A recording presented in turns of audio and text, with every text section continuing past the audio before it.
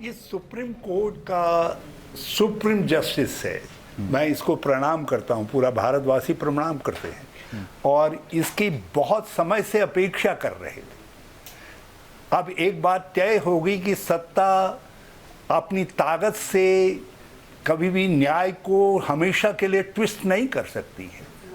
हमेशा के लिए मनचाहा न्याय ले नहीं सकती है, छीन नहीं सकती है। There is a Supreme Court जो आम आदमी के अधिकार की रक्षा करेगा, तो वो रक्षा हुई है। आज जो है एक सवाल जो सुप्रीम कोर्ट ने कहा कि आखिर राहुल गांधी जी को ये मैक्सिमम सजाई क्यों दी गई हर स्तर पर जो है, तो ये $1 मिलियन का क्वेश्चन है, सत्ता के लिए भी है और न्यायिक व्यवस्था से जुड़े हुए लोगों के लिए भी है कि, और इसके साथ एक बड़ा सवाल जो आम करोड़ों भारतवासियों के दिल में है कि भाई आखिर राहुल गांधी की आवाज को क्यों चुप करना चाहते हो, क्यों उनको संसद में नहीं देखना चाहते हो, लोकसभा में क्या ऐसा डर है।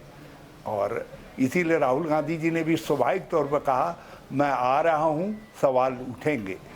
लेकिन हरीश रावत जी, एक पहली बात तो ये कि अभी वो बरी नहीं हुए हैं और उससे आगे की बात यह है कि सुप्रीम कोर्ट ने 2-3 बातें बहुत महत्वपूर्ण कही हैं।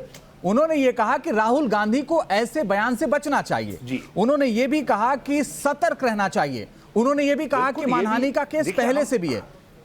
बिल्कुल, ये मैं इसीलिए मैं कह रहा हूं कि हम उसको सुप्रीम जस्टिस मानते हैं, उसके पार्ट 1 को मानते हैं, पार्ट 2 को नहीं मानते नहीं है। हम उसको लेंगे और ये एक इशारा है। हमारे गांव घर में कहते हैं कि यदि सास को सुनाना है तो कभी कभी बहू को सुनाना पड़ता है। राहुल गांधी जी के लिए कहा गया है, मगर सुनाया उनको भी गया है जिन्होंने पार्लियामेंट में खड़े होकर के कहा है कि एक महिला के लिए, अपने फेलो मेंबर की वाइफ के लिए कहा है कि 50 मिलियन 50 लाख की गर्लफ्रेंड। जिन लोगों ने सोनिया गांधी जी के लिए अपशब्दों का प्रयोग किया है, दूसरे लोगों के लिए भी कहा है। और ये एक बड़ी सीख है और ये हम सब राजनेताओं को, खैर मैं तो उसमें नहीं आता हूं, मैं तो खाली वर्कर हूं, मगर जो राजनेता हैं उनको इसको ध्यान में रखना चाहिए। आप मानते हैं कि राहुल गांधी को ऐसे बयान से बचना चाहिए? मैंने सुप्रीम कोर्ट से मैं ऊपर हूं और हमने सुप्रीम कोर्ट के सुप्रीम जस्टिस का स्वागत किया है।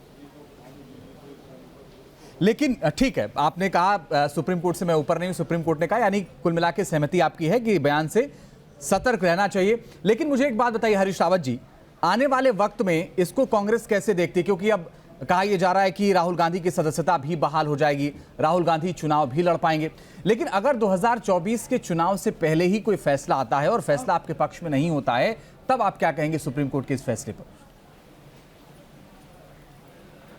देखिए, भारत बनेगा, इंडिया जीतेगा। ये सवाल इफ एंड बट्स का नहीं है। सवाल है जो लड़ाई शुरू हुई है, जिस लड़ाई को हमने इंडिया के रूप में मूर्त रूप दिया है, वो लड़ाई आगे बढ़ेगी। अनुतोगत्वा भारत की जीत होनी चाहिए। इसीलिए हमने ये नहीं कहा किसकी जीत हुई है, हमने कहा सुप्रीम जस्टिस की जीत हुई है और मोहब्बत की दुकान की जीत हुई है। सत्यमेव जयते कहा। आप कांग्रेस की टिप्पणियों को देखिए जो आधिकारिक तौर पर कही गई है, आपको उससे साफ नजर आ जाएगा कि हम सब चीज़ों के प्रति पूरी तरीके से सावधान